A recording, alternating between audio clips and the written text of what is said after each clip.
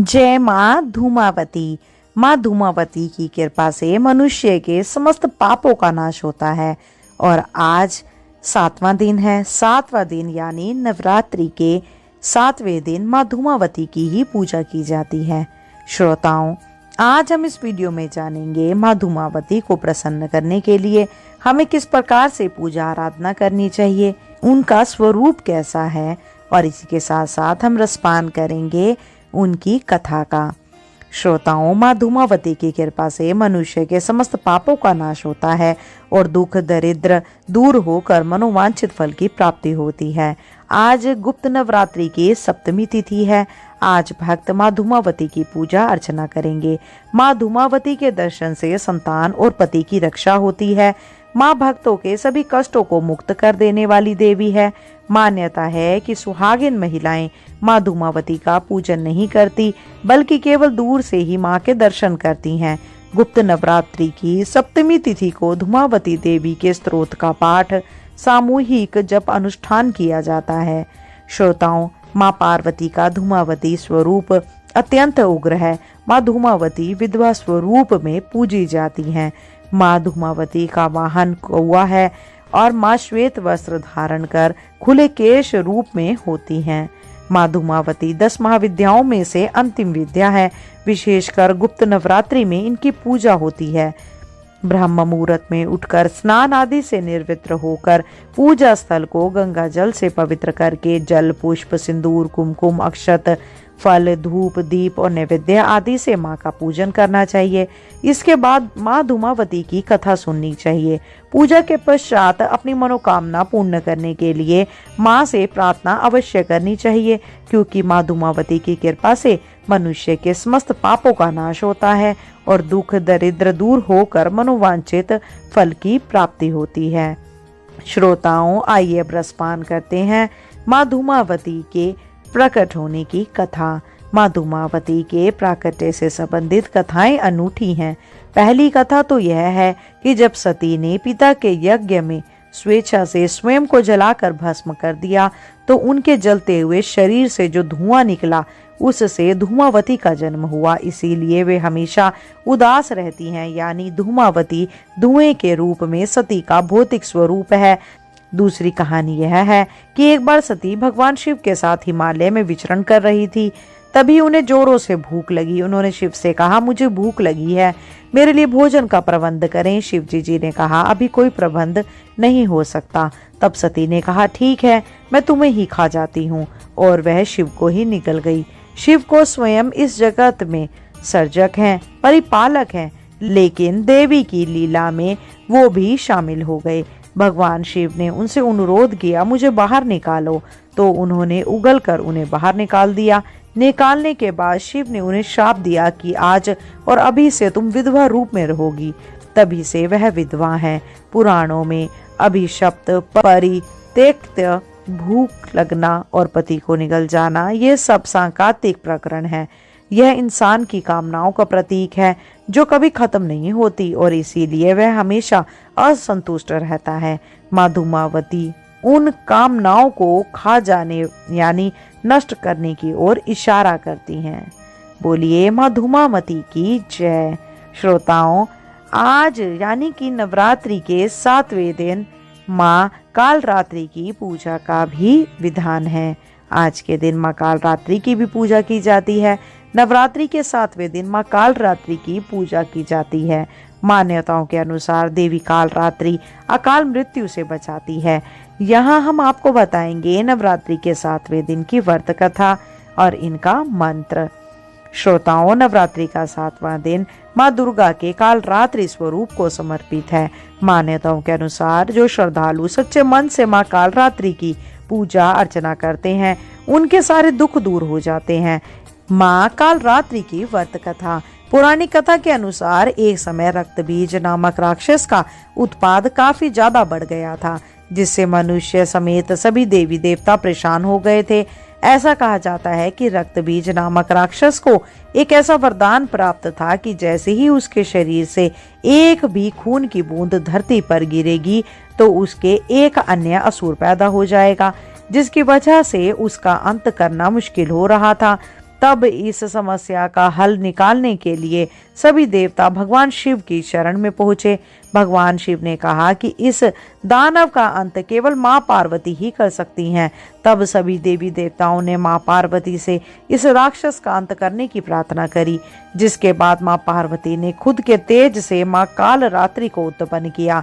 फिर माता ने रक्त बीज का अंत कर दिया। माता ने रक्त बीज से निकलने वाले रक्त को अपने मुख में ले लिया। माता की पूजा में चमेली, गुलाउदी और गुड़हल के फूलों का इस्तेमाल जरूर करना चाहिए। इसके अलावा इस दिन माता को गुड़ का भोग लगाएं। माँ कालरात्रि के मंत्रों का जाप करें, फिर व्रत कथा पढ़ें। अंत में माता कालरात्रि की आरती करें। इसके बाद आप प्रसाद सभी में बांट दें। श्रोताओं, माँ कालरात्रि की पूजा में आप इस मंत्र का जाप अवश्य करें। या देवी सर्वभूतेषु माँ कालरात्रि रूपेण संस्थिता नमस्तस्यै नमस्तस्यै नमस्तस्यै नमो नमः। माँ कालरात्रि की विशेष कृपा पाना चाहते हैं तो आप इस मंत्र का जाप अवश्य करें। साथ ही उन्हें गुड़ का भोग जरूर अर्पित करें, इससे उनकी विशेष कृपा बनी रहेगी। नवरात्रि के 7वें दिन का शुभ रंग नीला है। इस दिन भक्तों को नीले रंग के वस्त्र पहनकर माता रानी की पूजा करनी चाहिए। आइए श्रोताओं, अब रसपान करते हैं नवरात्रि के 7वें दिन सुने जाने वाली श्री दुर्गा सप्तशती के 12वें और 13वें अध्याय का वर्णन। दुर्गा सप्तशती के 12वें अध्याय में देवी चरित्रों के पाठ का महात्म्य बताया गया है। देवी बोली, हे देवताओं, जो पुरुष इस स्तोत्र द्वारा एकाग्रचित होकर मेरी स्तुति करेगा, उसके संपूर्ण कष्टों को निसंदेह हर लूंगी। मधुकैटभ के नाश, महिषासुर के वध और शुंभ तथा निशुंभ के वध की जो मनुष्य कथा कहेंगे, मेरे महात्म्य को अष्टमी, चतुर्थी और नवमी के दिन एकाग्रचित से भक्ति पूर्वक सुनेंगे, उनको कभी कोई पाप ना रहेगा। पाप से उत्पन्न हुई विपत्ति भी उनको ना सताएगी। उनके घर में दरिद्रता ना होगी और ना उनको प्रियजनों का बिछोह होगा। उनको किसी प्रकार का भय ना होगा। इसीलिए प्रत्येक मनुष्य को भक्ति पूर्वक मेरे इस कल्याणकारक महात्म्य को सदा पढ़ना और सुनना चाहिए। मेरा यह महात्म्य महामारी से उत्पन्न हुए संपूर्ण उपद्रवों को एवं 3 प्रकार के उत्पादों को शांत कर देता है। इस घर व मंदिर में या जिस स्थान पर मेरा यह स्तोत्र विधि पूर्वक पढ़ा जाता है, उस स्थान का मैं कभी भी त्याग नहीं करती और वहाँ सदा ही मेरा निवास रहता है। बलिदान, पूजा, होम और महोत्सवों में मेरा यह चरित्र उच्चारण करना तथा सुनना चाहिए। ऐसा हवन या पूजन मनुष्य जान कर या बिना जाने करे, मैं उसे तुरंत ग्रहण कर लेती हूँ। और शरद काल में प्रत्येक वर्ष जो महापूजा की जाती है, उनमें मनुष्य भक्ति पूर्वक मेरा यह महात्म्य सुनकर सब विपत्तियों से छूट जाता है और धन धान्य और पुत्र आदि से संपन्न हो जाता है। और मेरे इस महात्म्य व कथाओं इत्यादि को सुनकर मनुष्य निर्भय हो जाता है और महात्म्य के श्रवण करने वालों के शत्रु नष्ट हो जाते हैं तथा कल्याण की प्राप्ति होती है और उनका कुल आनंदित हो जाता है। सब कष्ट शांत हो जाते हैं तथा भयंकर स्वप्न दिखाई देना तथा घरेलू दुख इत्यादि सब मिट जाते हैं। बाल ग्रहों में ग्रस्त बालकों के लिए यह मेरा महात्म्य परम शांति देने वाला है। मनुष्य में फूट पड़ने पर यह भली भांति मित्रता करवाने वाला है। मेरा यह महात्म्य मनुष्य को मेरी जैसी सामर्थ्य की प्राप्ति कराने वाला है। पशु, पुष्प, अर्घ, धूप, गंध, दीपक इत्यादि सामग्रियों द्वारा पूजन करने से, ब्राह्मण को भोजन करा के, हवन करके, प्रतिदिन अभिषेक करके, नाना प्रकार के भोगों को अर्पण करके और प्रत्येक वर्ष दान इत्यादि करके जो मेरी आराधना की जाती है, उससे मैं जैसी प्रसन्न हो जाती हूँ, वैसी प्रसन्न मैं इस चरित्र के सुनने से हो जाती हूँ। यह महात्म्य श्रवण करने पर पापों को हर लेता है तथा आरोग्य प्रदान करता है। मेरे प्रादुर्भाव का कीर्तन दुष्ट प्राणियों से रक्षा करने वाला है, युद्ध में दुष्ट दैत्यों का संहार करने वाला है। इसके सुनने से मनुष्य को शत्रुओं का भय नहीं रहता। हे देवताओं, तुमने जो मेरी स्तुति की है अथवा ब्रह्मा जी ने जो मेरी स्तुति की है, वह मनुष्य को कल्याणमयी बुद्धि प्रदान करने वाली है।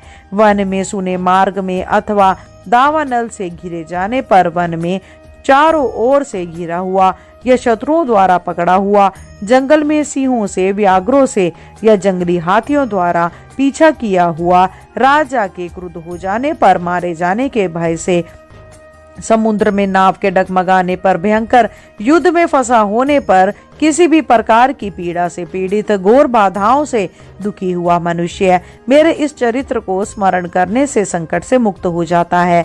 मेरे प्रभाव से सिंह, चोर, शत्रु इत्यादि दूर भाग जाते हैं और पास नहीं आते।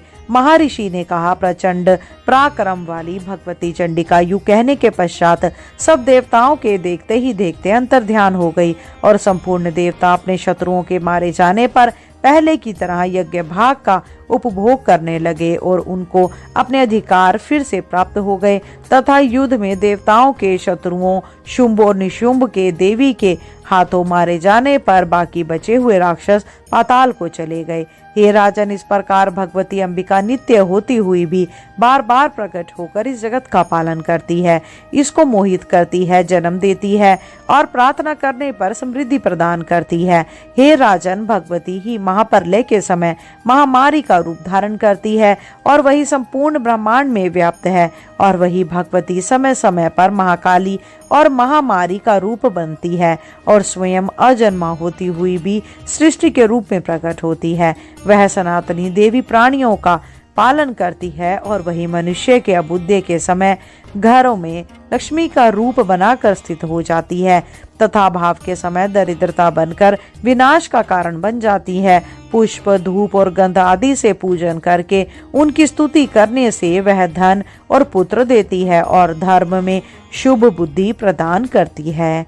बोलिए दुर्गा माता की जय। आइए श्रोताओं, अब रसपान करते हैं दुर्गा सप्तशती के 13वें अध्याय का। दुर्गा सप्तशती के 13वें अध्याय में राजा सूरत और वेश्य को देवी का वरदान का वर्णन बतलाया गया है। महर्षि मेधा ने कहा, हे राजन, इस प्रकार देवी के उत्तम महात्म्य का वर्णन मैंने तुमको सुनाया। जगत को धारण करने वाली इस देवी का ऐसा ही प्रभाव है। वही देवी ज्ञान को देने वाली है और भगवान विष्णु की इस माया के प्रभाव से तुम और यह वेश्या तथा अन्य विवेकी जन मोहित होते हैं और भविष्य में मोहित होंगे। हे राजन, तुम इसी परमेश्वरी की शरण में जाओ। यही भगवती आराधना करने पर मनुष्य को भोग, स्वर्ग और मोक्ष प्रदान करती है। मार्कंडे जी ने कहा, महर्षि मेधा की यह बातें सुनकर राजा सूरत ने उन उग्र व्रत वाले ऋषि को प्रणाम किया और राज्य के छिन जाने के कारण उसके मन में अत्यंत गलियानी हुई और वह राजा तथा वेश्या तपस्या के लिए वन को चले गए और नदी के तट पर आसन लगाकर भगवती के दर्शनों के लिए तपस्या करने लगे। दोनों ने नदी के तट पर देवी की मूर्ति बनाई और पुष्प, धूप, दीप और हवन द्वारा उसका पूजन करने लगे।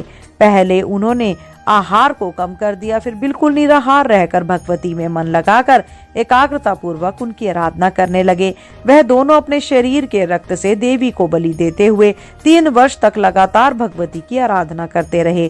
3 वर्ष के पश्चात जगत का पालन करने वाली चंडिका ने उनको प्रत्यक्ष दर्शन देकर कहा कि देवी बोली, हे राजन तथा अपने कुल को प्रसन्न करने वाले वेश्या, तुम जिस वर की इच्छा रखते हो वह मुझसे मांगो, वह वर मैं तुमसे दूंगी और क्योंकि मैं तुम पर अति प्रसन्न हूँ। मार्कंडे जी कहते हैं, यह सुन राजा ने अगले जन्म में नष्ट होने वाले अखंड राज्य तथा इस जन्म में बलपूर्वक अपने शत्रुओं को नष्ट करने के पश्चात अपना पुण्य राज्य प्राप्त करने के लिए भगवती से वरदान मांगा और वेश्या ने भी, जिसका चित्त संसार की ओर से विरुक्त हो चुका था, भगवती से अपनी ममता और अहंकार रूप आसक्ति को नष्ट कर देने वाले ज्ञान को देने के लिए कहा। देवी ने कहा, हे राजन, तुम शीघ्र ही अपने शत्रुओं को मारकर पुनः अपना राज्य प्राप्त कर लोगे।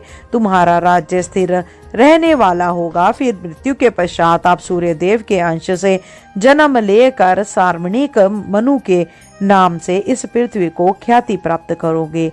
हे वेश्या, कुल में श्रेष्ठ, आपने जो मुझसे वर मांगा है वह मैं आपको देती हूँ।